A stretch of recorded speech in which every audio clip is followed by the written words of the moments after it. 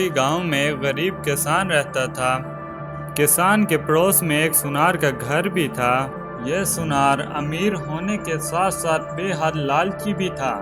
کسان سارا دن اپنے کھیت میں محنت کرتا تھا۔ ایک مرتبہ کسان نے اپنے کھیت میں کدو کی فصل اگائی۔ فصل بہت اچھی ہوئی اور کھیت بڑے بڑے کدوؤں سے بھر گیا۔ ایک کدو تو اتنا بڑا ہو گیا کہ اس جیسا کدو پہلے کسی نے دیکھا ہی نہیں تھا۔ کسان بہت خوش ہوا۔ اس نے سوچا کہ کیوں نہ یہ غیر معمولی کدو بادشاہ سلامت کو پیش کر دوں۔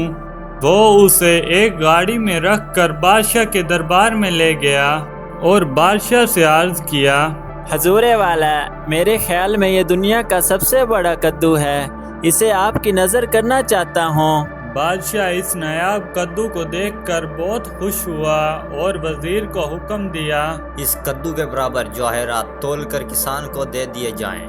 کسان نے ہیرے جواہرات بیچ کر نیا مکان اور ساز و سامان خرید لیا۔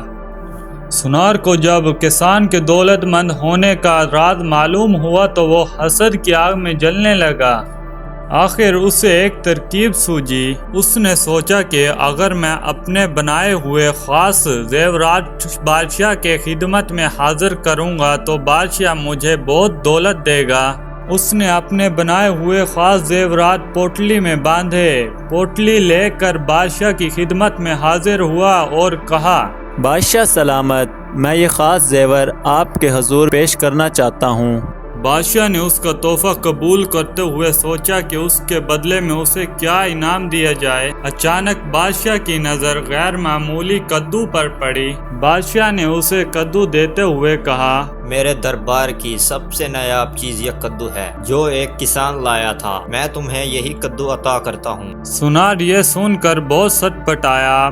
اس نے لرزتی ہوئی آواز میں کہا، شکریہ بادشاہ سلامت، اور سونار گھر کی طرف چل دیا۔ اس کے ذہن میں یہ جملہ گونج رہا تھا، لالچ بری بلا ہے، لالچ بری بلا ہے۔